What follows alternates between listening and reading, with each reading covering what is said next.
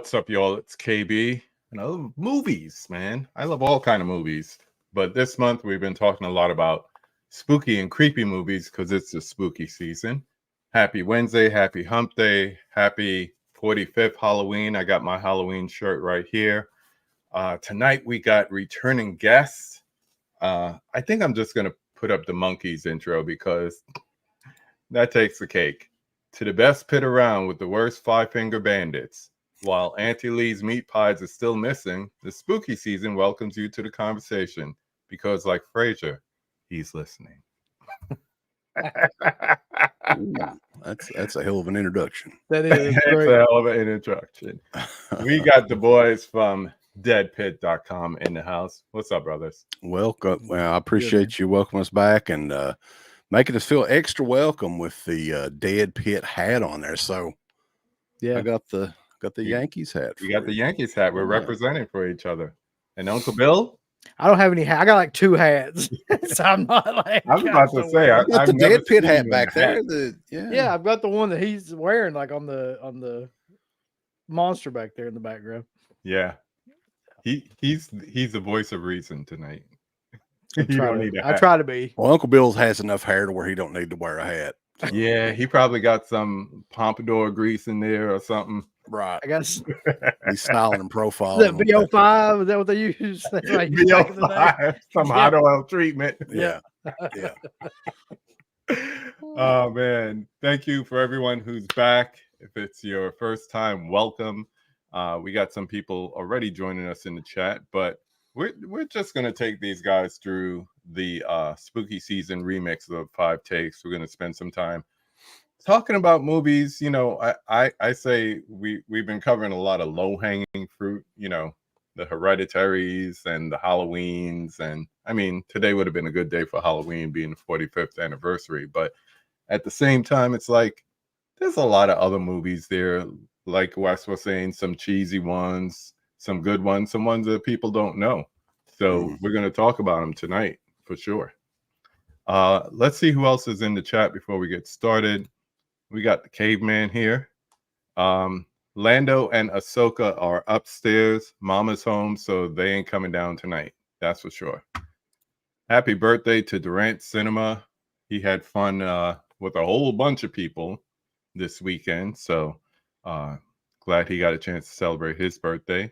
What's up, brother Dell? Thanks for hanging out with us. We got the pit. We got Corey in the house saying what's up. We got Kenny Levels. What's up, Ken? Ken's everywhere. Yeah, he's like in 5 live streams right now. So I think he has like a twin, and like they both work on the same stuff, because I don't know how he has the time. Wouldn't Yeah. that be awesome if it was like Malignant and he had like a twin that just kind of they set like back to back with different computers? Yeah. and, like yeah. hey, Like I there's never saw the back of his head, so you never know. Yeah, one of them's bald-headed Ken, and then the one with the Yeah. Yeah. His brother Ed. crew cut. He held on for as long as he could. We got Like, Michael joining us.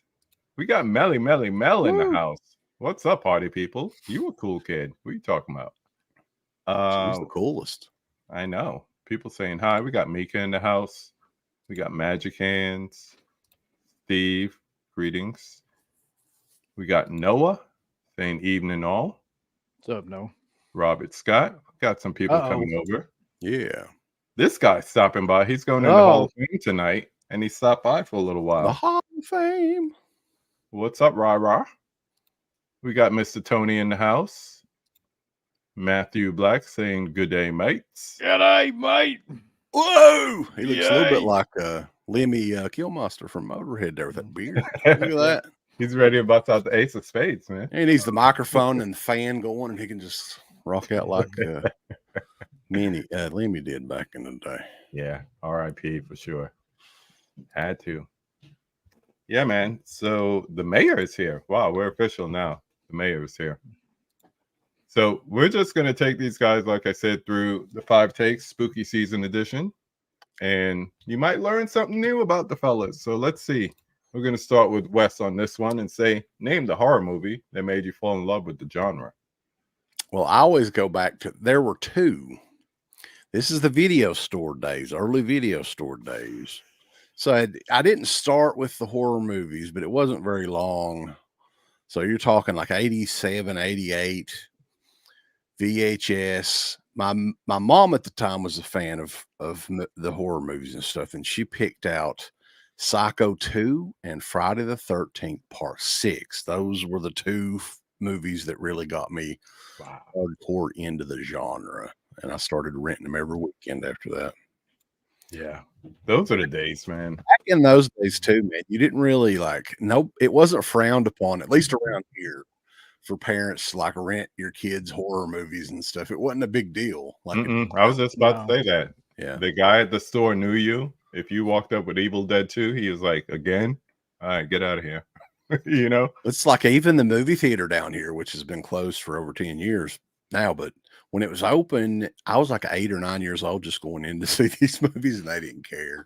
I don't remember anybody ever asking No, like how old you were when you went to that movie theater either, no matter they what didn't it was. care. Yeah. That was different for me because like the one I went to, it was like a multiplex. So it was like an old vaudeville theater that they converted into like 4 movie theaters on this side.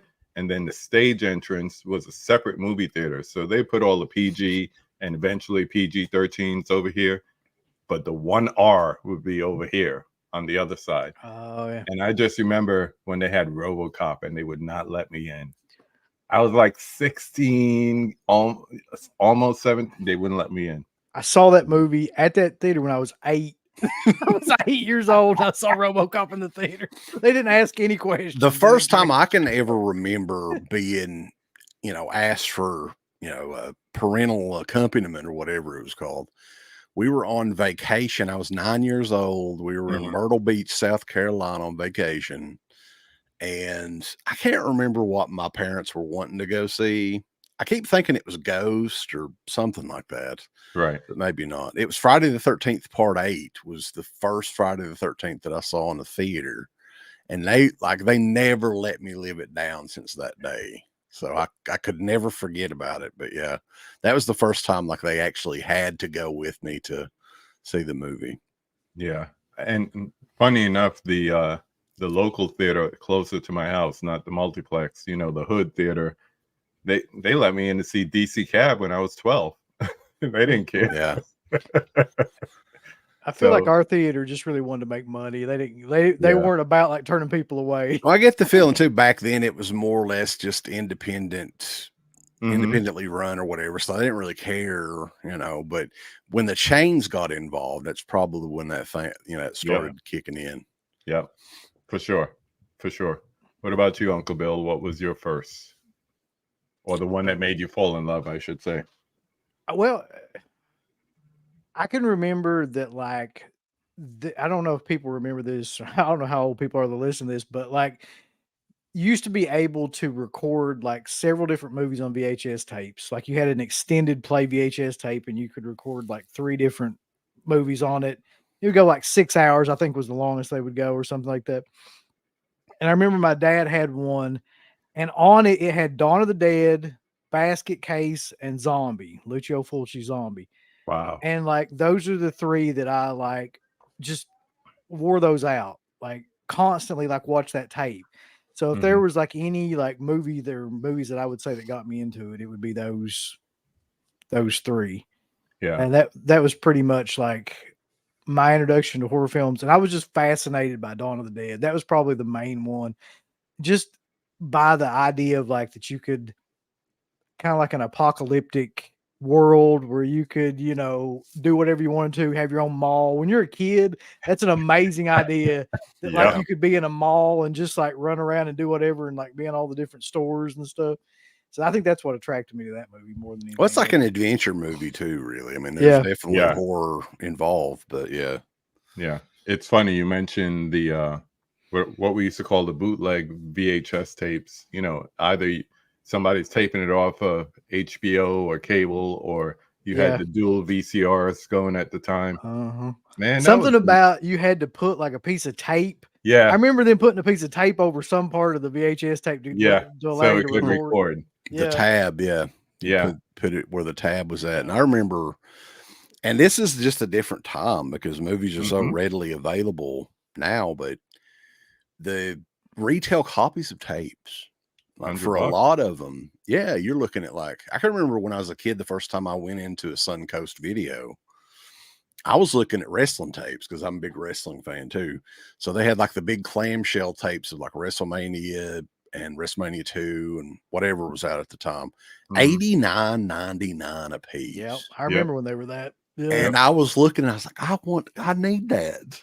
But there's no way, you know, $89 when you're like 7 or 8 years old.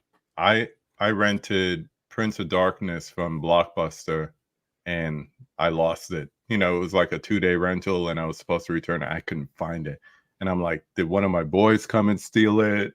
Where'd it go? It was like in one room.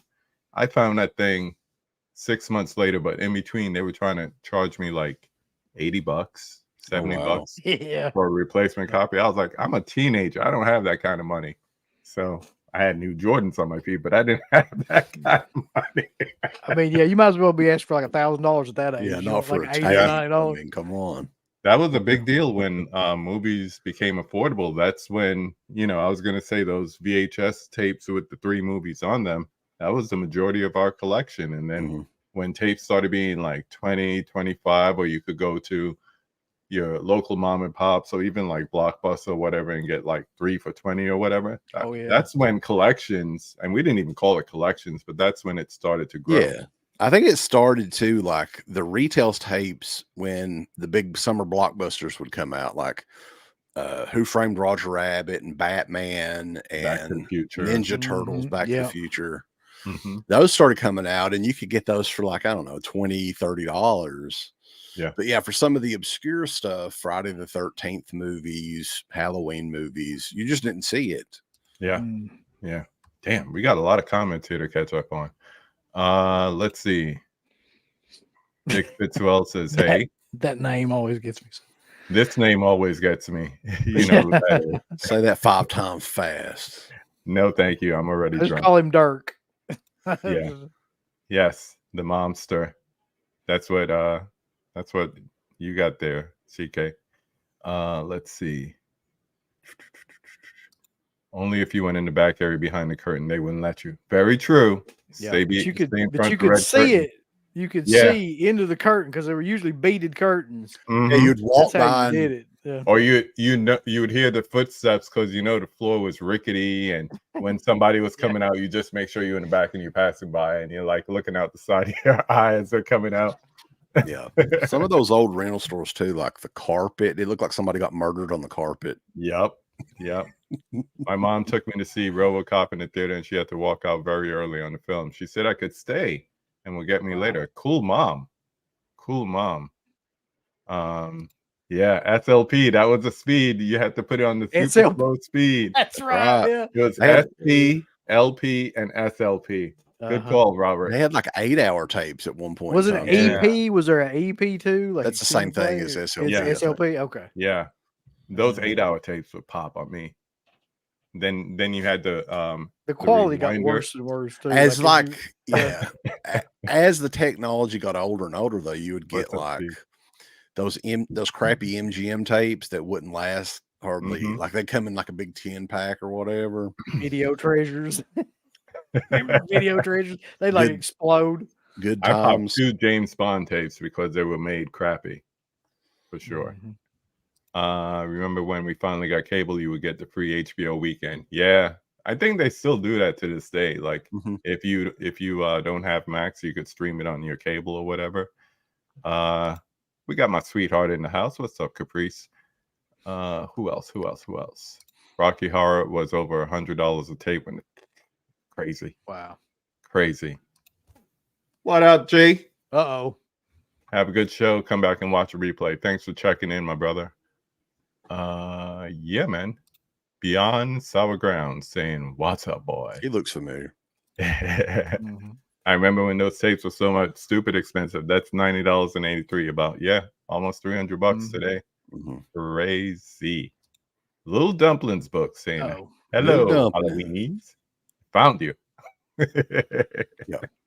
I'm glad everybody came out tonight. A lot of familiar faces. Yeah, I appreciate it. I appreciate all the new faces and everything. If you like what you see, come back when the boys aren't around. You know, definitely do all the like, subscribe, cut off their heads, all that good stuff. All right, this is where we're going to spend the majority of the time. We're going to talk some movies here. So typically I would say your favorites, but we're just talking spooky. I don't believe it. I am on day 25 consecutively of 31 conversations in 31 days. So at this point, I'm just like, whatever.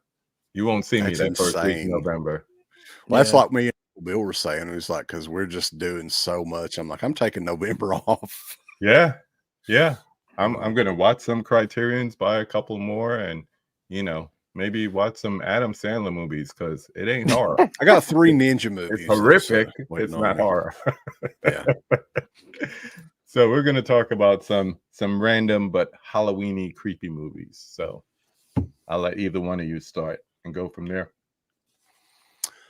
I guess I'll start. I mean, this is one that it's kind of hard to track down. And I think Uncle Bill will agree with me on this, that this is not necessarily a good movie, but there is just so much awesome shit in this movie. And this is one that was on HBO back in the late 80s through the early 90s, every Halloween. I know that's how I saw it. Mm-hmm. And the DVD is, I think you can get like a Region 2 DVD now, but it desperately needs an upgraded special edition Blu-ray. And I don't know if KB, if you had the chance to check this out or if you'd seen it before, from 1986, The Worst Witch. Oh my gosh. So I got to tell you, before you say the synopsis, I started watching it and I'm like, that feeling of nostalgia came back. Yes. And I'm like, oh my gosh, Tim Curry is the Grand Wizard. Mm-hmm. And like it hit me immediately. And it was like the whole, like nothing else mattered. You know, Mrs. Garrett is a witch. None of that mattered anymore. It was Tim Curry is the Grand Wizard singing the Halloween song. There's only really 2 reasons to love that movie, and it's Tim Curry singing that song, and then the song that Mrs. Garrett sings when she's out there with her sisters or whatever. Agatha. Well, I haven't revisited this one yet this year, but I think I'm going to introduce it to my wife just to look at her face while we've got it playing, because it's a product of its time, very low budget. British. Yeah. It's Harry Potter. Man, it really is Harry Potter before Harry Potter. Yeah, I'm wondering. Was the J.K. Rowling's watching it? It is a British production. Did she check this thing out back in the 80s? And maybe we got something here. We got something here. All I know is that didn't they have like follow-up series, like TV shows? It's still on Netflix. Like there cartoons. There was a Netflix show not too long ago that was The Worst Witch. Yeah. Yeah, here you go. Big nostalgia. It really is. The music video is amazing. I think it's on YouTube. You can just check out the Tim Curry. Does. Yeah, the Halloween song. Whatever you do, sometime between now and next Tuesday, go on YouTube. Worst Witch Halloween song. Just enjoy it. It's Anything Can Happen on Halloween is the name of it. Like, just, if you don't watch anything else about that movie, just watch that. We use that song. There's a remastered version of that song that's on YouTube too. Really? That you can check out. Yeah, because I don't know, because it's Canadian and there's a lot of, or is it Canadian or is it English? I think it's British. British. I think it's British. Yeah. Yeah. So it's received 1 DVD. But that's it. And it's like out of print and there's bootlegs and stuff like that. So I would love for them to do like a special edition. Fairuza Balk as a young kid. I was just about to say. Yeah. This was even before. What year was Return to Oz? Was that after this or before this?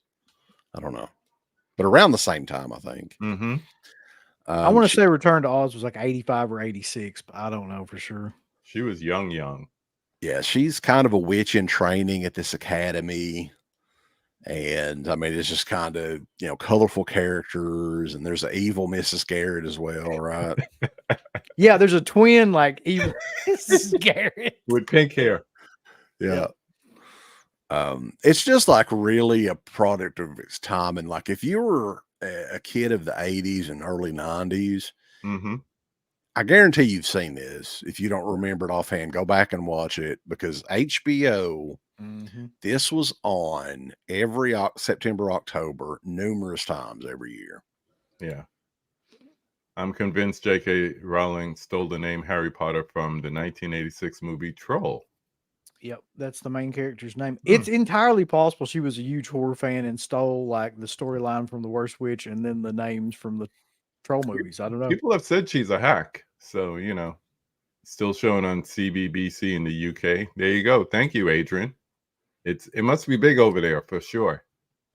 I have it on VHS and love Return to Oz. Okay. Oh yeah, Adrian, of course. Sabrina the Teenage Witch. Yeah, that was big over here. What's her name? Melissa Joan Hart. Joan Hart. Yeah. Melissa Joan Hart. Yeah, for sure. Oh man.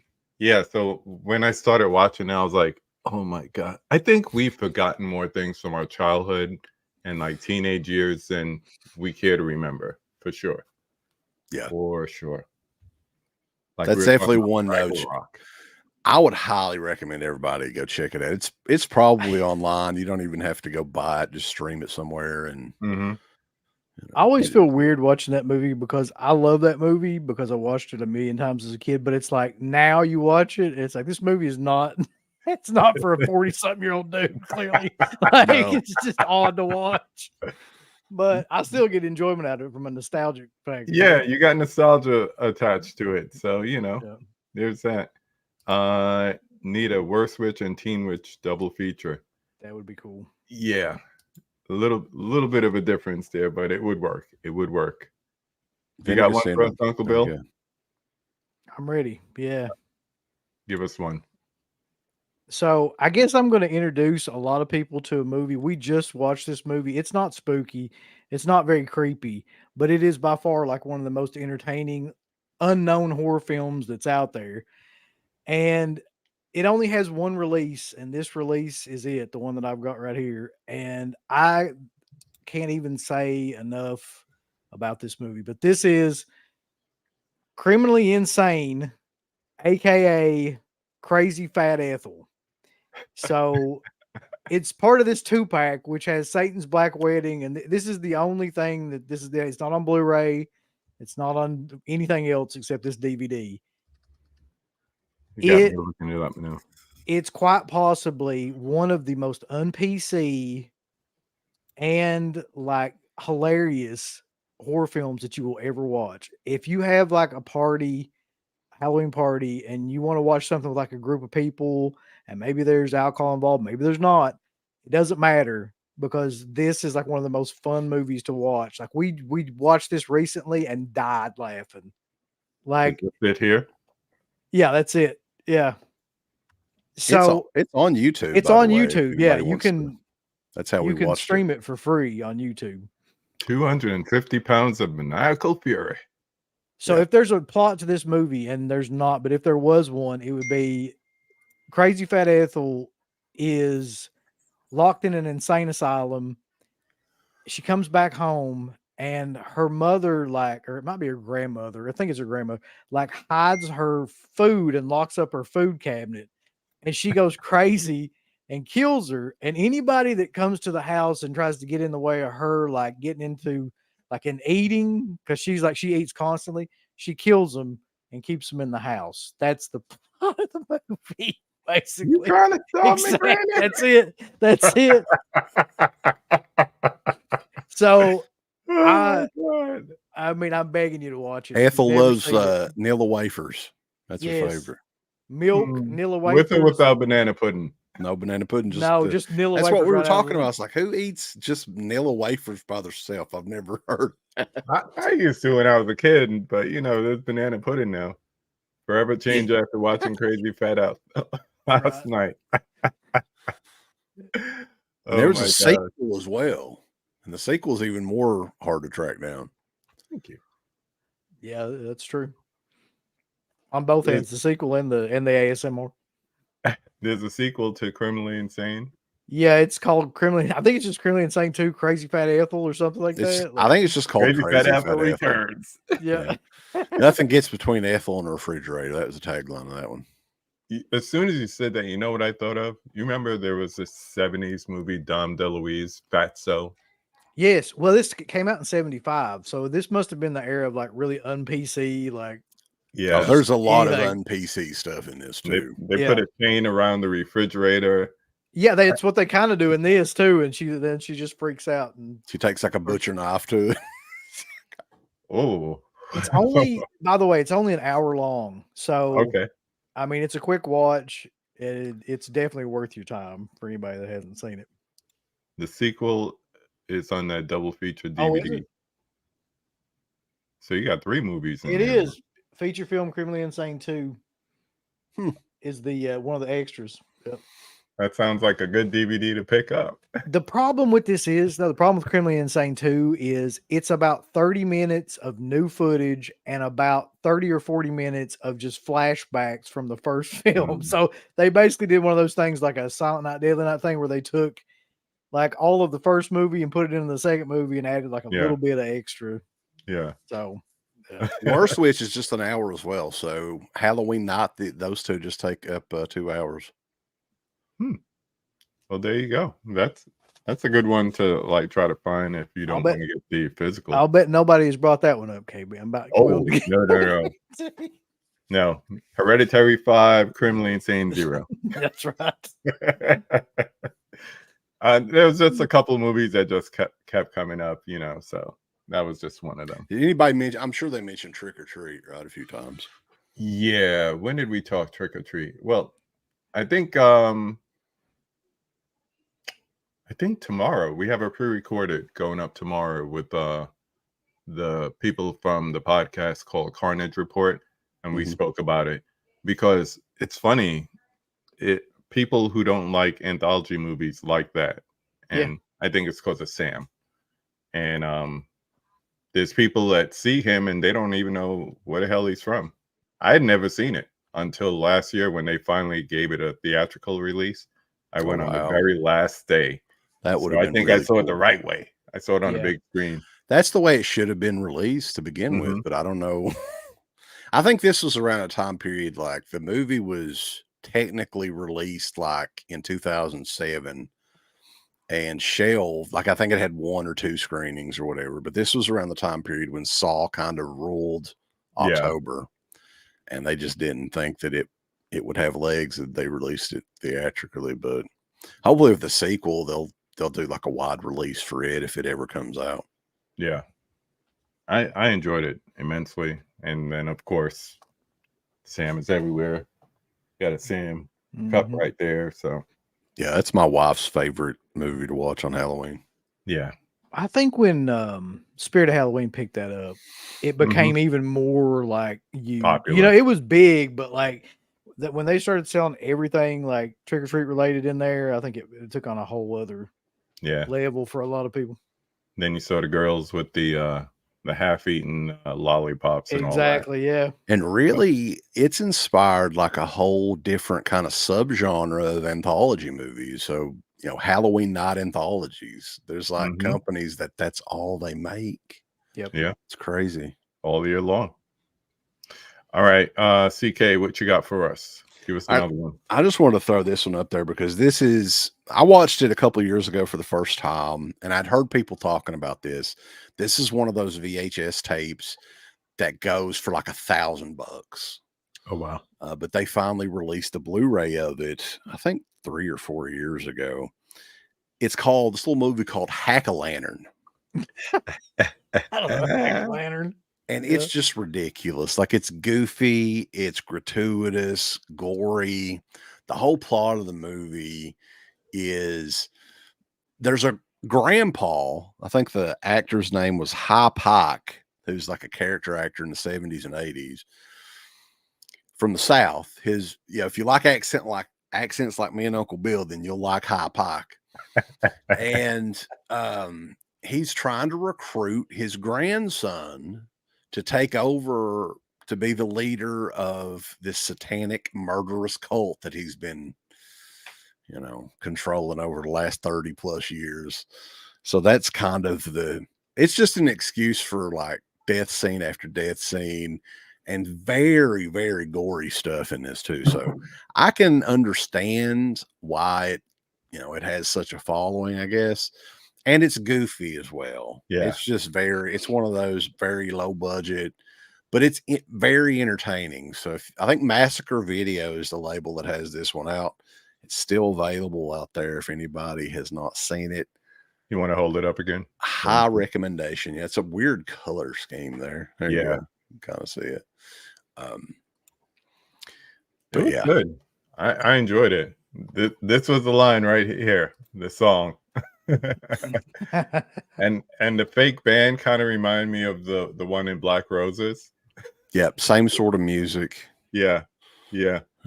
But I think it's like a coming of age deal too, because the grandson he's just always been infatuated with evil and the taste of blood and everything. So it's almost like he's destined to be this new, satanic leader or whatever. There were a couple of kids in that family, so you didn't know who was going to happen or what was going to happen to who. Thank you, my dear.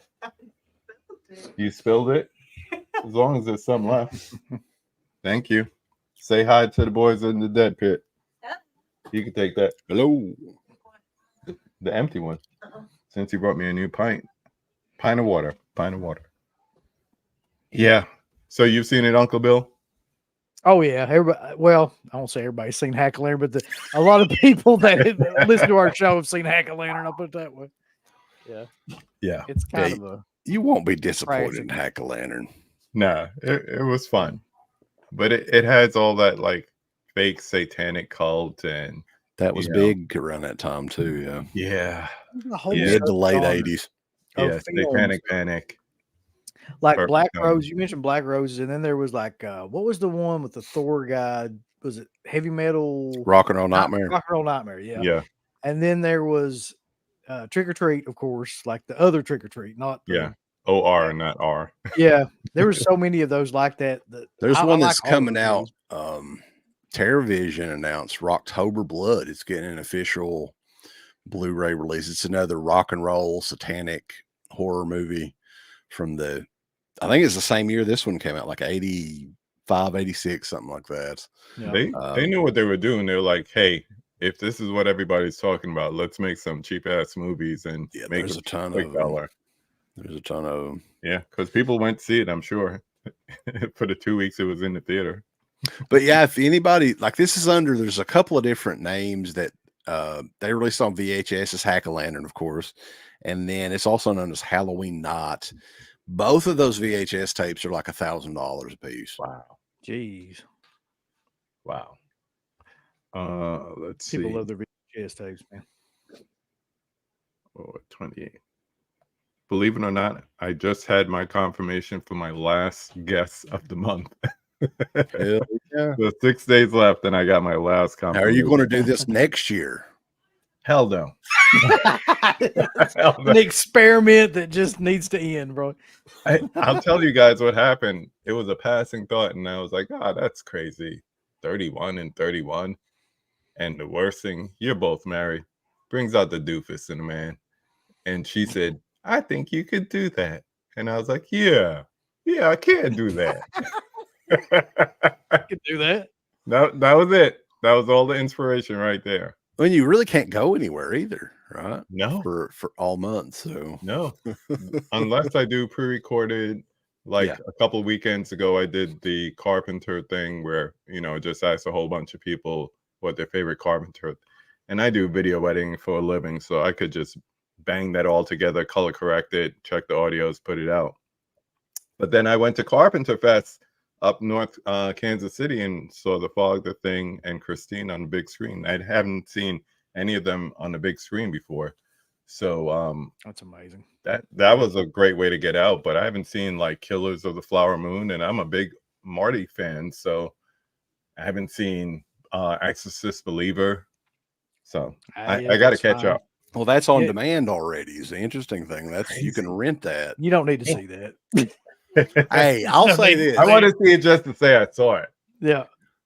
Now we did shit all over the Exorcist Believer now, no doubt. But Garrett, it was his bright idea. We're doing a whole show on the Exorcist franchise coming up in a couple of days. Oh man, that's gonna be like hit, miss, miss, man. and then how you feel. The beginning, the first prequel, it took me 3 different days to finish it. Heretic, you talking about? No, I'm talking about the prequel, the one from 2004. Okay. So they did the beginning, and then the next year they released the original cut of it that Paul Schrader did called Dominion, which they both star Stellan Skarsgård, who I'm not a big fan of anyway. I mean, it's just one of those guys that he's got like X-Pac heat is what they'd call it in wrestling. Go away heat. Yeah, I just don't. Yeah, I'm not a fan. But he's in both versions, and man, I think I'd rather watch The Exorcist 2 than watch those movies again. Wow, I haven't seen this either. The mayor mentioned Saw 10, so I haven't seen that either. So I got some catching up to do. I don't know if I've seen the last 2 or 3 Saw movies, to be honest with you. I got them all, but I don't think I've seen them all. But yeah, I mean, I am Exorcist and then Legion, Exorcist 3. That's it. Yeah. I stop right there. Yeah, that's how it should. I mean, that's all it should be. Those 2. I definitely watch Extras 2 again just because of how hilariously bad it is. Like, it's almost unwatchably bad, but it's kind of funny too. You have to be in a certain state of inebriation to get me to watch that again. Like James Earl Jones turned into like a locust. The locust costume, man. That'd be a good costume for Halloween if somebody was good, you know. It's bad enough Patrick Ewing is in 3. Without a mustache, too. I'm like, looking all weird. Yeah. It's the weirdest cameo I think I've ever seen in a movie. Mm-hmm. Yeah. Him being an angel in an Exorcist movie. Yeah. Yeah. So weird. So weird. All right. Who got another movie for me? I got one, and this one is it's not like fun like Crazy Fat Ethel or anything, but it's definitely spooky. It's definitely creepy, and it's definitely like not very well known. But it's one of my favorites, and this one I believe is from Scorpion Releasing is what this disc is. I'm pretty sure this is a movie called Rituals. Now, it stars Hal Holbrook for people that are interested. He was one of the stars of Creep Show. He's a pretty big actor back in the time. It's the story of a group of doctors that go up on a camping trip into the Canadian wilderness, and they think they're alone, but they're really not. And this movie just really creeped me out when I watched it. It's like a combination of Deliverance and like Just Before Dawn, or one of those like slasher, like, backwoods slasher kind of films.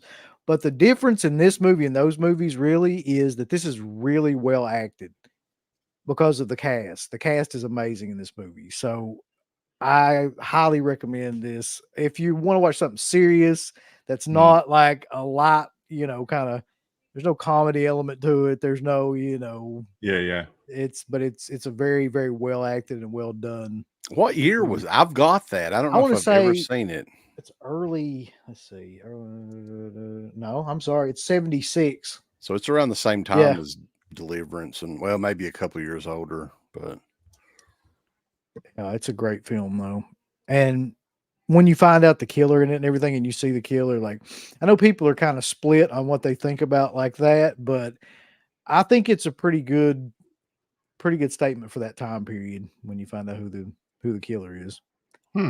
So, yeah. Uncle Bill giving me some bangers to watch. We got a date with Fat Ethel, and that's a good double feature. That'd be a heck of a double feature. You'd be like, yeah. Dell says, "Wait, my Patrick Ewing is in an Exorcist movie. It just moved up on my watch list." Yeah, man. Yep. Exorcist 3. Like I said, in a fever dream. There's no other way to describe it. Let's show him real quick. There you go. That's what he looked like. That's it. Yeah. What an odd, very angel wings, Patrick bro. Ewing. Angel wings. And he just kind of sits there like that. Yeah. For 10 seconds, and that's it. Really. It's a cameo, but you're like Whiskey Tango Foxtrot all of a sudden. That's a great sequence, by the way. They just added everything into that to make it like as creepy as humanly possible, and it worked. But William Peter Blatty directed that movie too. it plays back like a fever dream, that whole scene. Yeah. Like, what the hell is going on? Can you imagine if Tarantino got James Earl Jones to do a Q&A after watching Exorcist? Oh God, that'd be amazing. I would definitely be tempted to go, yeah, hit the New Beverly, man. Yes, he was. Yes, he was. Somebody else too. I don't know why I got Fabio. There was a couple of cameos. Yeah, there it was- seems like that was. There was. We'll have to look those up before we do that show. But yeah, there was a couple of cameos. the little lady that crawled up on the ceiling and stuff, I think she was like a regular on the Little House on the Prairie or something like that when she was younger. Okay, it was Fabio. Fabio, yeah, he's in Fabio. that sequence too. Yep. Patrick Ewing, John Thompson, his Georgetown coach, Fabio, the ex-Surgeon General C. Everett Koop, Larry King, and an early appearance of Samuel L. Jackson in that dream sequence. Crazy. You would say, I fell asleep watching this, I woke up and I dreamt they were all in it. Mm-hmm. And Larry King wasn't profusely. he wasn't an angel in it or anything though, was he? I think It he was- was just like on the TV or Because something. he like was wasn't he in Ghostbuster, one of the Ghostbusters movies too? He had like cameos in some weird movies back in the day Yeah. where you wouldn't think he would be. that. Yeah. Ghostbusters 2, maybe. What's up, Tiana? Thanks for hanging out with us. Yeah, Exorcist 3, but it's so good. I know we talked about it already, but I could talk about it again. I feel like I have a new rediscovered love for it, especially because everybody's high and mighty on Exorcist and Anniversary and all that, and split on the 4K.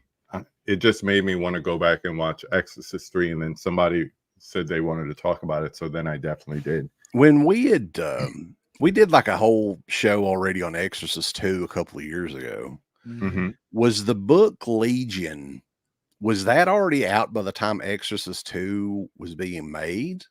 Or I think was he that was writing it. so I yeah, that's what I was wondering, because why would you just not go with that story as the Yeah, sequel? much better rather story. than what that mess Yeah. that we One got. of my favorite things to do is go on YouTube and look up videos of William Friedkin talking about The Exorcist 2.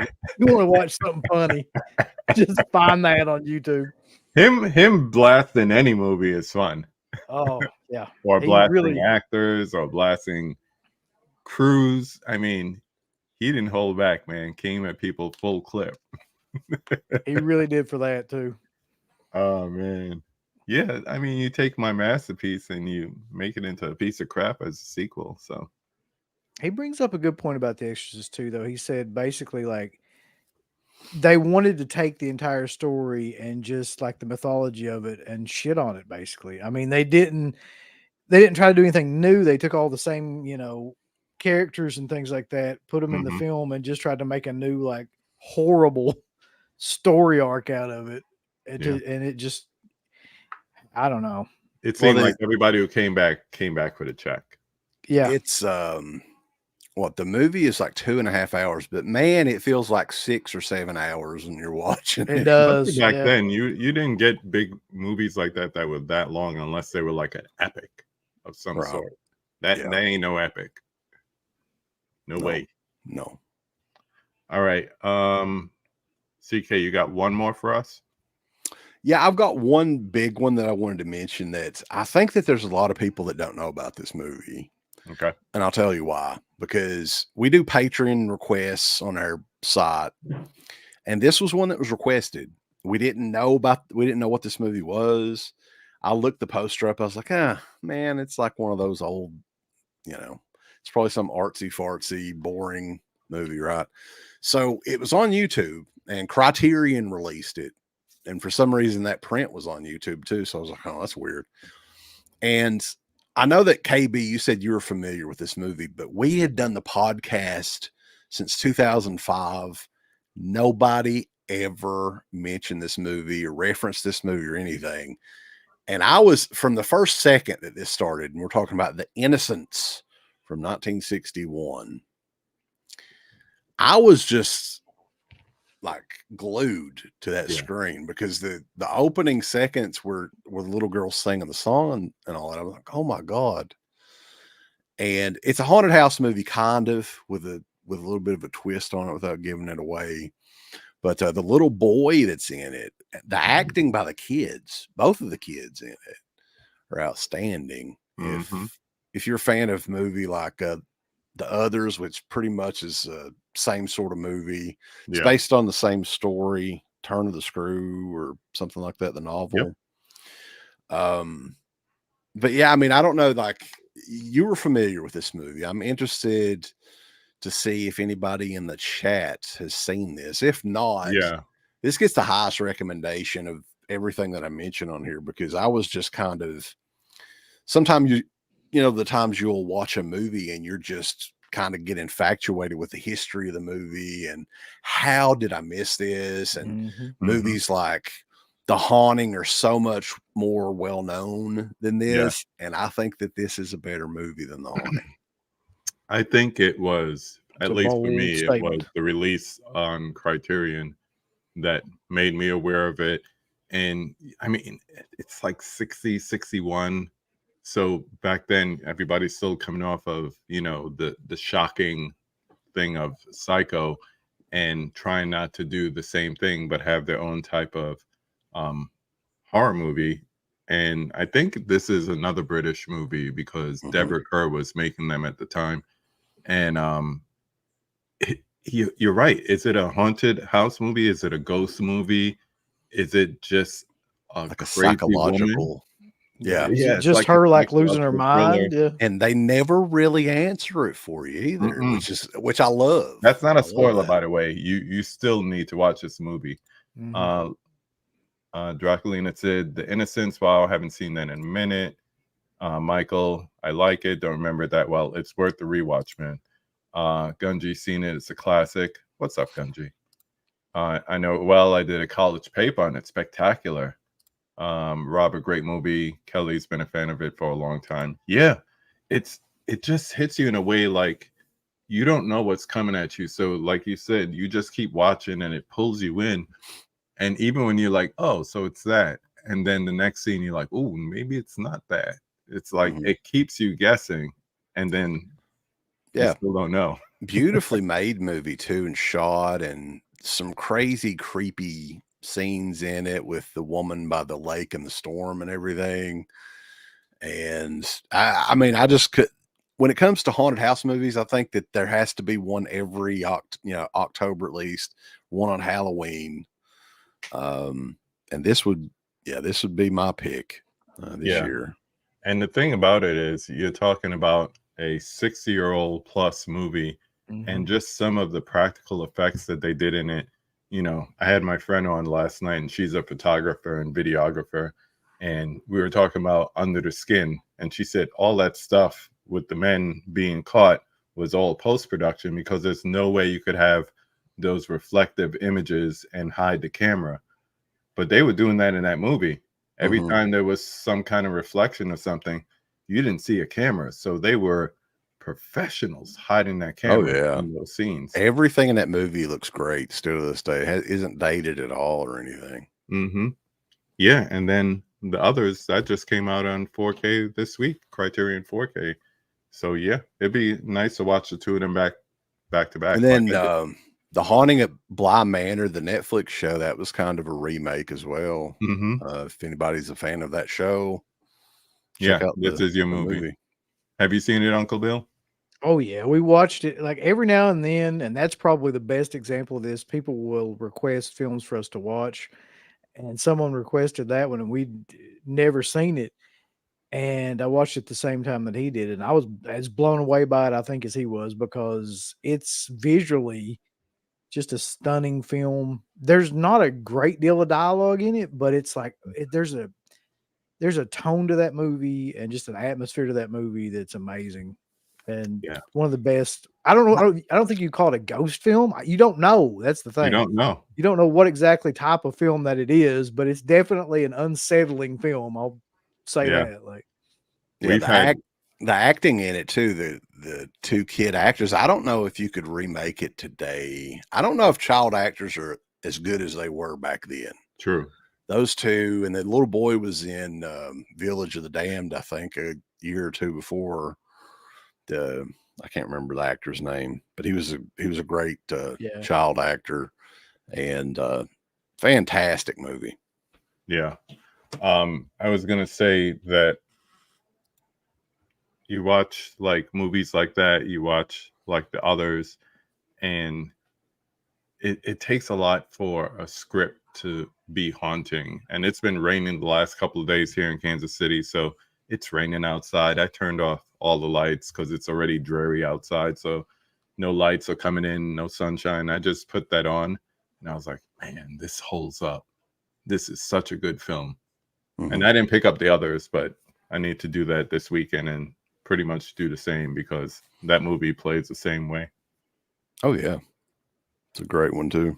Yeah, so it's on YouTube if you just want to stream it. CK said that in the beginning, and the mayor just found it. So even I'm if you kind of wanna do that holding before Criterion, I'm hoping Criterion does a 4K of it. That's why I haven't bought the Yeah. Blu-ray yet.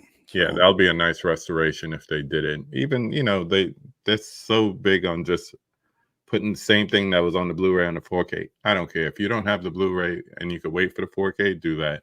If not, stream it, check it out. Sale starts. a lot of the old November black 1st. and white movies in 4K too. I can't explain it, but they just look amazing. They look great. We watched Yeah. Psycho the other night in 4K, and I was like, Shit, What? I'm still waiting on that set too. That makes me mad. Think about it. Yours is late too. Yeah, I think I got the second shipping from. Who did I order from? Let's say Orbit, and they had a delay, and I got the second shipping. So I got it somewhere back there, but I was like, why didn't I get this like day one or that week, whatever? I had to wait 2 extra weeks, and then people started telling me I'm still waiting. I was like, what? Off a pre-order? You they sold a pre-ordered? lot of I those. pre-ordered it. Yeah, Yeah, The price on that, man, that was hard to pass up. That was like 4 movies in 4K for $65, $70. yeah, $65. So I think no, it was Grindhouse because they had it for $5 cheaper, if I remember. Yeah, Yeah, that's That's where I it. ordered mine from. yeah. Yeah. That's I the waited a issue with while, too, Grindhouse. but- Like it's about $5 cheaper, but you'll be waiting until like Yeah. Christmas. You're gonna to wait do it. till everybody else got theirs. Yeah. You ain't making no videos day one with it. That's No. for sure. Buy Arrow for has- content for sure. Arrow and Second Sight films, it seems like every week or every other week there's something that they've got out that I want. Mm-hmm. Second Sight's my label of the year so far. I think so too. I think so too. Yeah. Yeah. I think we're all in agreement. Arrow, I would say from June, July on, because those first couple of months, they were drier than cottonmouth after drinking all night. It was just like, but then like June, July, they started coming on, and they've been coming on strong. They're going to finish strong too. But yeah, Second Sight. Yeah, I can't even pick which one is my favorite of the year, but that Psycho set is pretty. Mm-hmm. That's all I'll say. I won't make you too jealous. It's on I the way. like the chainsaw Consumer demand. set. The Texas Chainsaw set was nice. Mhm. It Oh, yeah. Follows set. I like that one a lot That's too. probably my favorite. Yeah. May. They put up May. I haven't May. seen May yet. Yeah. I love that It's one. probably my favorite of the year. Yeah. I don't know about you, but I mean, I am known as the creepy Kentuckian, but my favorite thing to do with those sets, and Arrows has the same smell. It's the books, man. Oh God. When you start digging into them books and Mm-hmm. He's huffing those books. I Yeah. am. It's not the off gassing people. It's the No. books. It's It's the those books. limited edition books. You have to buy Scream Factory to get the off gassing. So you just open them up and Yeah. Some of That's those what Uncle Bill Arrows have greases some his off hair gas, with. and nobody He gets talks about it because everybody's too busy just crapping on Scream. I just go out of my way not to support Scream Factory. he really does. There's no doubt. You said that's you had just- some honorable mentions. Yeah, I was actually one of my favorite things to do when I'm doing a podcast or a show or whatever. My brother-in-law got me this little it's like a 10-inch TV with a VCR in it. You've probably seen him. And I've got this one playing right now. And this, I think people know this movie now, but back when it came out, it bombed. And I think it was released close to the same week, maybe within the same month of The Sixth Sense, which was a gigantic hit when it came out, I think in the fall of 99. Stir of Echoes, the Kevin Bacon movie. Mhm. Yeah. And man, this one's just got another one. It's just got a vibe from the very first scene in the movie, really. Mm-hmm. And I remember my dad was the one that told me about it, because this was around the time VHS days when VHS tapes weren't as expensive. You could get movies like Stir of Echoes for $15, $20. Mm-hmm. And I'd wanted The Sixth Sense on VHS because everyone was talking about it. I didn't see it in the theater. And my dad picked up Stir of Echoes and said, because it was recommended from someone at Suncoast or whatever. And we watched it, man. And like, I've probably seen this 15, 20 times over the years. I've seen The Sixth Sense twice, and that's all you really need to see that movie. But this one's got amazing rewatchability, very creepy. Similar sort of vibe as The Sixth Sense, I think. Mm-hmm. But yeah, this one's kind of an underrated one. The other one that I had is The Living Dead at Manchester Morgue, a good old-fashioned zombie movie. One of the early color zombie movies. So this was 74. Sorry. Mm-hmm. 74. So this was after Tombs of the Blind Dead, which was technically in color as well. But this is like a really, really, really gory zombie movie. Gritty. Very well made. I think it's made by a Spanish filmmaker, and it was made in England. This is one that me and Uncle Bill both watched back in the early DVD days too. I think Anchor Bay released it initially on DVD as Let Sleeping Corpses Lie. Just a awesome atmosphere, creepy vibe, different sort of zombie movie. And this one, it's some form of radiation that brings the recently deceased back to life. And there's a really cool zombie in it too that has the, what do they call it? Where they embalm them, the cut, right? The and then Y incision, yeah. yeah. And just really, there's one particular gory scene with him that's very memorable. But if you're looking for a good zombie movie and you think you've seen them all, then check this one out. That movie's always interesting to me because it's like a bridge between like Night of the Living Dead and Dawn of the Dead. It's in the middle of that. Like that movie came out. So it is a lot gorier than Night of the Living Dead. And I feel like it may have, I don't know this for certain, but it may have influenced like how gory like Dawn of the Dead was, because it's certainly like a step up from Night when it comes to that. This may be the very first gut ripping scene in a zombie movie. Yeah. In this movie too. Yeah. And the effects, for back then, it's pretty good. Yeah. Yeah. Gennaro De Rossi, was he the one that did this? The effects, I can't remember. Yep, he was. Same guy that did Zombie, I believe. So you have any after Crazy Fat Ethel, Uncle Bill? I've always got some. So this is one that, like, you say what you want to about it. It's from the 80s, and I know it's cheesy, and a lot of people probably, I don't know, would say it is, but to me, it's got a great atmosphere, and it's another one of those cult kind of movies. But this I apparently got for $6.99 at Suncoast when it came out. This is The First Power, the Lou Diamond Phillips resurrection slasher film on DVD. This is the DVD. I'm sure it's out on Blu-ray. I don't have the Blu-ray though. I just got the DVD. I remember. If anybody I don't know if it ever made Blu-ray. I don't think it's on Bluray. I'm checking. It has to be, man. At this point, as much crap is on Blu-ray now. Maybe overseas. I don't know. I've never seen it on Blu-ray, at least. Yeah. Do you remember the plot of this movie? Because it's very similar to Shocker. Oh, okay. Yeah, there it is. Has a Blu-ray. It's a very similar movie. It's a fun movie because like Lou Diamond Phillips hunts down this killer who's got these cult kind of connections, gets him sent to I think it's the gas chamber. And then he dies, but when he dies, like that's what he wanted anyway. He wanted to die that way. Like it fulfilled some sort of prophecy that he would have to die to come back in all these different forms, and he could like, transfer souls and go to different people's bodies and all this. And so that's really the movie is like Lou Diamond Phillips being haunted by this guy because he keeps going into all these people's bodies that he knows. It's a great film. Like, I mean, I know Lou Diamond Phillips is not a master thespian or anything, but like, it's He a was fun, popular. yeah, it's a fun, creepy movie for that. And I love the guy. I forget his name, the killer in it. I can't think Oh of it. man, I'm trying to remember his name, but I remember that movie because I mean he was He's great. everywhere. Yeah, Luke, that's coming off of La Bamba. that's right. I Right. love La Bamba, man. So do Love I. it. I'm so glad it got a Criterion because I Yeah, I need to definitely get wasn't that. paying for a $75 Blu-ray. You know, La Bamba was a movie that did give me nightmares. The scenes with the airplane exploding and everything. That is kind of creepy. That's some pretty, yeah. Yeah.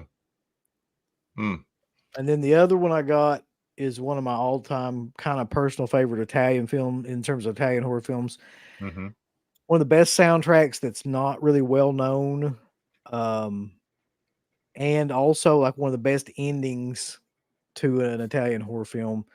And it's a play off the Telltale Heart, and anybody that's seen it knows that, but it's a great play off of it, in my opinion. And that is Lucio Fulci's The Psychic, which just came out. And I love this film. This film is all the build up to the end of this movie. It's kind of like Don't Look Now. Like the whole film is just a build up to the ending, but the Yeah. ending is amazing. It's a Giallo movie too, right? So It is, yeah. Fulci's Giallo movie. I've heard about it, but I've never seen it, and That's the new one that just came out. That just came out from Severin, just released. Yeah, that. I haven't seen the packaging. That looks beautiful. It has a lot better title, alternate title, which was Seven Notes in Black, which I love that title. That sounds floral and beautiful. Yeah, And well, the coolest thing about it is the theme song is 7 notes.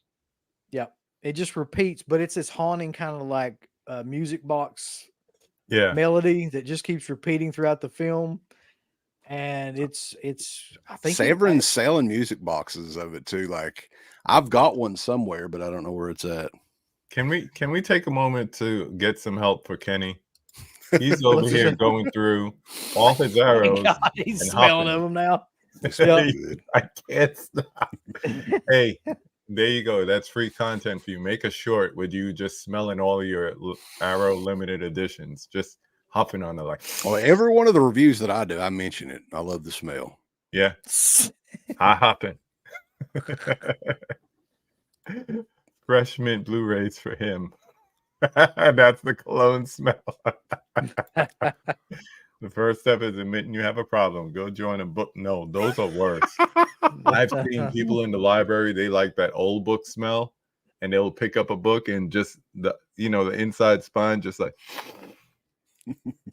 y'all nasty. You know where that book been? There's something wrong with that. Yeah. Yeah. I don't know if I saw somebody huffing a bunch of books in the library, how I would feel about it. Mm-hmm. Stay away from me. Those are some good picks, fellas. Definitely not low-hanging fruit. It's always fun to pick movies that you don't hear people mention. Like for instance, The Innocents, like we were saying, like that was one that just hit me totally out of left field. Never really heard anybody mention it to us before. And whenever you find something like that and watch it for the first time, it's it's a very exciting moment as a movie fan where you're like, wow, I need to find more movies like this, but it's difficult sometimes. Yeah. I'm going to regret doing this, but I want you to see, I am sitting across from, not that, but that is in the back there, my 83-inch LG with like leather seats around me. And I want to start having people over like on a Saturday or something. Of course, not this month, but just doing a double feature. Maybe, hey, you want to see this new movie that just came out, but also hit them with something that they didn't know or didn't expect. And just run stuff like that. Let them experience Fat Ethel, or you never seen The Innocents? Let's watch that. Yeah. I mean, it's fun, like to introduce people to movies too. My wife hasn't seen a whole lot of these movies either. Yeah, mine either. Didn't really watch them that much growing up. She didn't. So We got to watch. She had never seen Psycho or Psycho 2. We watched the new Arrow releases of those, and it's just fun introducing some of these classics to somebody that never seen them before and getting their feedback on it. All right. This is a good time for me to do a little preview of what I'm going to start doing in November. Not the first week, of course, but I have all these like 4Ks, Blu-rays, Criterions, whatever, Arrows, and she hasn't seen the majority of them. So I put them all in a name picker, like a wheel of names, Mm-hmm. and I'm just going to start like letting it pick. Wow, there's a lot. Oh my It's God. about 105 or 110 of 4Ks alone. And we're just going to be Jeez. like, hey, we're watching this. We're watching this. And just do like little shorts or whatever so I get some content out of it too. So, Yeah, that's a good idea. That's a Yeah. lot of movies, though. hell yeah. Most of them are on this shelf. So, that's something I'm doing next month just to get out of the Texas Chainsaw is not on there, even though the 4K is. You go ahead and just put all horror films on there for November. You know what? Just spam it. I would scream. She would be down with it because, we grew up in the 80s, so it's like, to us, horror movies are slashers. There's nothing else Yeah. that exists. Let me ask you this, though, because you're a fan of not just horror, but all genres. Mm-hmm. And we've talked about this on the show over the years. A classic that they played on TV back in the day. They don't really anymore, but The Wizard of Oz. Scary. I think so too. I think it's got some really freaky stuff in it, especially for little kids. If Mhm. you're growing up in the 80s and early 90s, that's got some disturbing stuff in it. But listen to the irony of this. I was never afraid of, like, people say they were afraid of the monkeys and all that. I was big on makeup. If you have a really good makeup job, you're scaring the crap out of me. So the Wicked Mhm. Witch, I found out years later she was a beautiful woman, but that makeup scared me. So it would come on every Easter, family would gather around like we never seen it for the last umpteen years, and we would watch it. And I would know the scenes because I know it so well. Guess what my wife's favorite movie is? Wow. Yeah. So I got like, I don't know, 6 copies of it from VHS all the way up. Me So, too. yeah. Yeah. But yeah, there was a lot of movies like that. And we were talking about network TV. Our parents just let us watch anything because it was on regular TV. So Salem's Lot, 2-night event. Oh Lord, yeah. Oof. Even in the 90s though, like it when it came out, like Yeah, I mean that scared 1990. the crap out of me when I was a kid. Like Yeah, but there's a lot of movies like that, that you're talking about across different genres that was on network TV. Or I remember commercials scaring me, like the commercial for I guess it would have to be Dawn of the Dead. No. Day of the Dead, maybe? What year was Day of the Dead? 85. Okay, so it was probably Dawn of the Dead, like a re-release or something. But I don't know. That was the other thing. Re-releases all the time. I saw The Exorcist in theaters as a kid, and it was on a re-release. Yeah, that was a big thing back then. Like a lot of the, E.T. got re-released. I don't know how many different times. Wizard of Oz. Disney Vault movies, they do that, put it back in the theater for a little while before VHSs came along. Yeah. Anymore, though, we really don't do that as much. If they do, it's like a special event thing for like one weekend or something. Yeah.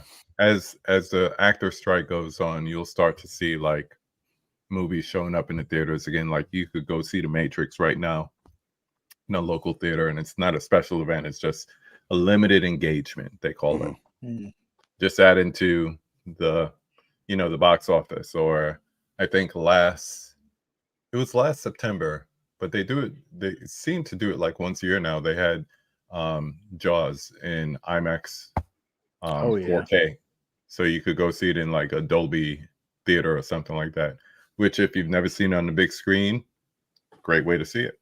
Oh yeah. Yep. So yeah, different movies like that. It's memories. It's all nostalgia to me. So when I see stuff coming out on like on 4K, and it's like, oh, I remember that movie. But then there's certain ones going back to horror. You don't want it looking pristine. Like now that I'm getting more into Chainsaw Massacre, there's no reason that should be on 4K. That should be on a 480p DVD at most.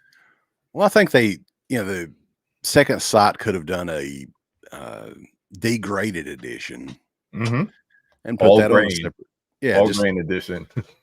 yeah, just a 35 millimeter film print, scan it on a 4K. Because we watched it one year at Scarefest in Lexington, the 35 millimeter print, and man, it looked like it'd been through a war. It looked so rough. But I bet it was looked good. great though. Yeah, It was Yeah. great. I think like the 35 millimeter going away, back 10, 15 years ago, I think that hurt movies in a lot of ways because the technology now, if you've got a good setup at home, I mean, most of these TVs now are 70, 80 inches at least. And you got a 4K player, you got a good sound system, you're going to enjoy it more at home than going and worrying about some loud mouth behind you or, kids throwing popcorn or whatever. Yeah. And it's the same technology, it's just, but back then, to me, maybe younger folks are a little different, but I love hearing the projector going. Yeah. Mm-hmm. I think they removed the last analog theater.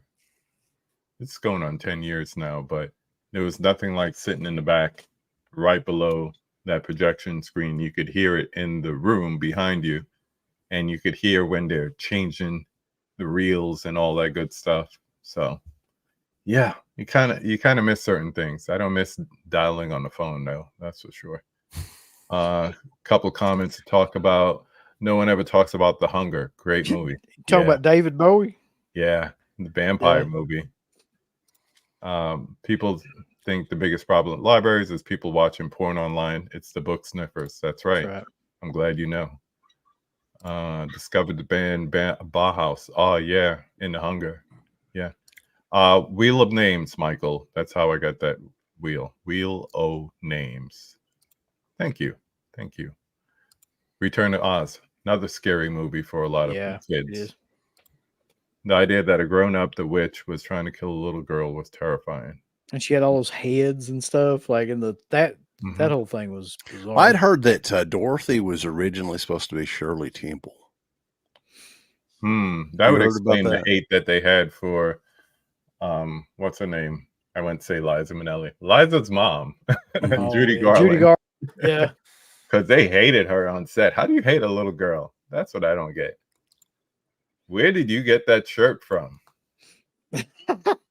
I can't believe she didn't know it. Come on, man. Yeah, it's shop.deadpit.com, boss. That's right. You got to get down with the pit. But yeah, today is 45 years since the release of Halloween. So I'm like, the boys are on and it's the anniversary. All right. And I'm a big Hitchcock fan, so Psycho is up there for me, just like Uncle Bill. So yeah. A couple more questions and we'll get your boys out of here. Number 3, name a horror movie that everybody loves but you don't like. I know what Uncle Bill is going to say, I think, but he might surprise me. Go ahead. What are you thinking? He's still thinking. I've got one. I'm thinking, yeah, you go. Okay. The Texas Chainsaw Massacre remake. It seems like everybody loves. That's one of the best. That was on Netflix last year? No, the 2003 one. Going back. The who did make that? Marcus Nispel, I think, directed it. It's like everything that made the original Texas Chainsaw Massacre so great, they just totally destroyed. You've got a cat. It's supposed to be set in the 70s. This cast looked like they were on the cover of Abercrombie Fitch catalog circa 2003. You've got the fakest looking Leatherface of all time. There is some good gore in it, but man, like I just never understood the love for that movie. I've watched it 2 or 3 times and it's never been one of my favorites at all. You got yours? I've got a couple. that I can think of off the top of my head. Go ahead. So anything by like Rob Zombie. That's where I thought you were gonna go. Yeah. Pretty much any of the first. Like I like The Devil's Rejects okay, but like even at this point in my life, that's getting a little bit like tiresome. But pretty much, and I'll tell you something, honest to God, the best thing he ever did was the first like 15 minutes of House of a Thousand Corpses. That's I the was about to say, I best. thought you like that one. That's the best thing he ever did. After that, it slowly kind of like goes progressively down. Well, I think Rob Zombie's a great cinematographer, like visual filmmaker. His stuff always looks great. Mhm. I think it's just the writing that he has issues with. He's a great visionary. That's what I say. But sometimes the execution is where it gets lost. And I understand he Yeah. loves his wife, but man, he can make a movie without his wife in it. Just one time. Just one time. Anything. Take her out. Yeah. We were ranking the Halloween movies the other day, and I'm like, please, I'll give you until like the bottom 3. Please, 2 of those be Rob Zombie. And you know, What was definitely the had it in consensus bottom 3. on the worst, by the way? The consensus on the worst, a lot of people say Ends. I no longer say that, but it's either the Rob Zombie ones or Resurrection. I mean, that's fair. Any of those you could interchange in that. Yeah. Mm-hmm. Yeah, but Resurrection for me, it's definitely the second Rob Zombie, because I don't do those kind of drugs. I gotta say though, I've watched Halloween Ends once. And Yeah. I don't know if I'll ever rewatch it. Like I just don't have any desire to go back and rewatch it. And I've rewatched all the other ones, but maybe that'll change in a couple of years. Somebody told me to rewatch it and pretend that you were basically reading the book, like it was like a depiction of her book. And I was like, okay, I'll watch it again. And it makes a lot more sense that way, because she shows up in places she should not have been that quickly. Mhm. But it's like turning a page, and it's like, now I'm looking at this. I'm like, oh, okay. Let's see. People trying to chime in here. Let's see. Do you have a Patreon? Yeah, I think he's kidding. He's on our Patreon. What? And hit on patreon.com. Hey, can I tell you something? Sometimes the ad for the merch and the shirts and everything, it's the funniest part of the videos, because I say it along with you guys. I'm like, subscribe, give it a thumbs up. Oh yeah. I don't like that shit. Yeah.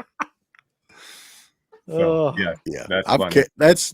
that's probably 3 years old at this point. We keep it Never in there. change. Yeah. Never change it. That's I love probably it. that'll probably stay. Yeah, that's something Please. about that. Yep. Yeah, a lot of people like the Firefly trilogy, and then they don't like anything else. Lords of Salem, I think there's something to that one. I kind of like it. It I has see. it has a particular vibe to it. I agree. I watched it like 2 nights ago actually on Shudder, and like I want to get into that movie much more than I actually get into that movie, because it's got a good tone and it's completely different than other stuff that he did. But I tell you what it is, man. It's the writing and the characters. Like it's Rob Zombie trying to write shit, putting his Yeah. wife and stuff, and just like it all just it ruins it. Okay, this is a good question. Was she in his episode of CSI? I'm sure she was somehow. She's probably a dead body or something. She was in the background at least. She was a See, Kenny is the type of people that like Resurrection. You just like the nobody fact that likes Busta Rhymes- Resurrection. He does. He's Legitimately, sincere. nobody can like that movie. That's ridiculous. I think he Didn't they just have a like Creed Busta song Rhymes, in Dropkick, Resurrection, and though? Michael. Oh my gosh! See, somebody else. The Munsters were great. Nope. I think that was one of his worst.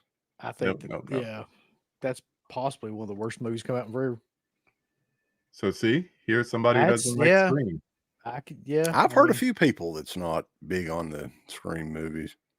But he got this part right. It is a slasher spoof. Yeah. A lot of people take it as, serious movie. I mean, it's meta. It's making fun of themselves. It's making fun of the genre. And I think the one thing that's been consistent is making fun of the movies at the time without it being to scary movie level.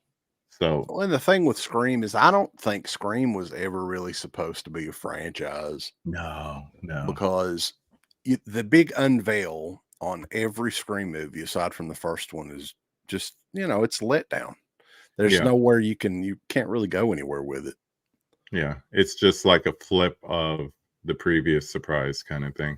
It's somebody's family member again, Mm-hmm. basically. I want it to be somebody just like random. No relation, no motivation except I Right. like to It's kill. like, who are you? Well, it Yeah. used to be like in those Scream movies, like they put a lot of effort into trying to. It seemed like they did trying to figure out something that would be shocking to the audience. And these last three, it's just been like some bunch of bullshit. Like it doesn't even Yeah. it doesn't excite you or anything like that. It's just people you've already met in the film that just they randomly wanted to put them as the killers for some crazy reason, but there's nothing shocking about it, really.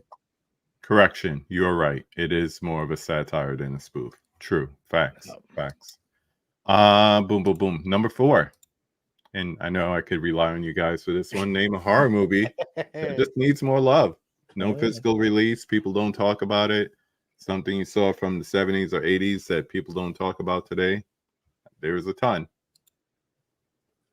Crazy Fat Ethel for one, criminally insane. Yeah. I mean, it really does. Like it. What's up, It just Laren? does. The one that I always wait for is another HBO movie, which is probably why it's not out. A lot of the films that were made by HBO Studios, I don't think it's even on like Max or whatever it's called, but they used to play this all the time on HBO back in the 80s and early 90s. It was an Australian kind of survival slasher movie called Fortress that Rachel Ward was the star of it. And it's where she was a school teacher and the class gets kind of kidnapped by these guys in the Australian outback. And there was a DVD of it. The DVD looks terrible. Hopefully somebody can re-release it and clean the transfer up and everything, because it is a very interesting movie from back in that time period that nobody really knows about. Everybody thinks I'm talking about the Christopher Lambert movie Fortress, but no, different movie. I had Pops on the other night, Pops Movie Dungeon, and he told me just go ahead and blind buy Wolf Creek. Yeah, I Yeah, would. I would recommend it. Yeah. Yeah. He's like, if you can't get the lenticular, don't bother. Just get it. Any which way you could get the Blu-ray. I mean, I don't know how uncommon it is now for these movies, but like, or how if people know about them anymore. But there was a whole era of like French kind of like shock films that came out in the early 2000s that are all great and probably need more attention. And they just put out a couple of them for the first time. Frontiers was one that I think Second Sight put that out, didn't they? And then you had Martyrs, which I believe, I don't remember, Umbrella might have put that out. There's a couple different releases of that. And then my favorite, which is still not out, is Inside. So I mean, all three of those need more love for sure. Like they're all three amazing in their own way. We got some entries here. Pumpkinhead definitely is getting more shine now, especially with the 4K and everything. I know someone who recently got a tattoo of Pumpkinhead, so I think it's getting sufficient love. Maybe more people need to see it, but sufficient love. I'm surprised nobody has done anything with the Pumpkinhead franchise in 20 years almost. That's true. Rachel Ward helped me get through puberty. Amen to that. This is my answer, and I think more people are going to start to see it because I think it's A24. So there's so much A24 hoopla. Yeah, but it's a good movie. It's a creepy movie. Carnival of Souls, Dementia 13. Yeah, they get enough mention. They're on like all those 100 DVD sets. Yeah, from back in the day. Ooh, Midnight Hour. That's a good one. I haven't. Ooh, VHS. You're going back with that one. Midnight Hour. Yeah. Why, thank you. Shake it. Inside is fantastic. I got to see that. Oh, wait. I think I remember this. Fears of the Dark. Fears of the Dark. That sounds familiar. That's a Did it good come out around the same Iron Maiden time, song. like The Wall, like Pink Floyd, The Wall, or like a little bit later than that? I remember that. What's up, Trini? Salute, salute. Yes, I heard that too. Watch a movie, then watch a show. That's an easy call. A24 is better than Blumhouse. Yeah, I mean, I feel like Yeah. their batting average is a lot better at this point, for sure. Yeah. And people are yeah. just beating up on Jason Blum at this point. Let's see. The guys who made Inside were going to make a Halloween movie, then That's Zombie right. wanted to do the sequel, and it was scrapped. They would have made Michael scary again. Yeah. Yeah. And you wouldn't have to do as many drugs. That thing you do, wait, wrong genre. I like that movie. Yeah. We were in there is now in Kansas City Whataburgers popping up. Oh yeah, I feel those. like I'm in Texas, but it's because Patrick Mahomes is opening franchises over here because Texas Tech boy. So anyway, so I was walking out after eating a meal there, and they were playing that over, and I just started singing along. I was like, "Oh my god, I know this song." You never hear that on the radio. No, it was like one of the music servers just like randomly playing songs. That's killer, dude. It was start to play the drums with. What Steve was the Zahn. drummer's name? That's what because they would always like start the song off by like saying like his name, like Hit It or something, whatever his name was. Oh my god, that's gonna kill me. Somebody here's Steve Zahn, but I don't know what the character's name was. Yeah, I was just saying that they were playing Creed before that, so anything after that sounded really good. Oh come on! God, no, I said Creed. I am so sorry. Nickelback. Yeah, that's okay. Better. Yeah, we can talk about Nickelback. Not Creed. Yeah, that's fine. Creed is passable. Nickelback. Yeah, my wife went to see them with her girlfriend. I was like, better you than me. It's like one constant I would song. definitely The skip whole that, yeah. concert. It is, yeah. It's like one continuous song. Fortress is on YouTube. Just added another to the watch list. Yeah, we're having fun with these. Nice. All right. I want to thank everyone in the chat, everyone on the live stream. You guys make it part of the fun, especially when you try to crack jokes. Always funny. I have one more questions for these guys and get them out of here. So, number 5, who would you like to see me have a conversation with? Hopefully not hard. It could be anything on this channel. Yeah. I'd say after this month, you're probably not going to have any conversations with anybody related to horror films. And I still got like 20 people who didn't make the cut this month. I'm they're like, oh, I still want to come on. I was like, next year? There's a buddy of ours that helps us out with the channel from time to time, and he loves to talk. He knows about every sort of genre you can think of. He's an independent filmmaker as well. Jay Real, who I can get you in contact with. I think it would be a good show, and a very talkative fella. He helps us out with some stuff from time to time too. He's based in Texas, and he's always down to do streams. So I think he would be a good one for you. Jay Real. Yeah, he is actually great. I want to see you have a conversation with any female Instagrammer. It's a challenge. Mel? Well, Mel has already got a show. Mel's the exception. Yeah. Yeah, she's been on twice. Because we've tried like at least 10 different ones, and they always say they're going to do it, and then they back out at the last minute. So I feel like that's a challenge.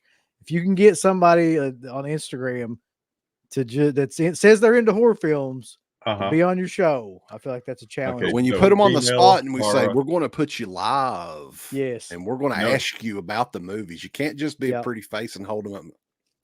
Yeah. I had a couple of those this month that finally I had to say, you know what?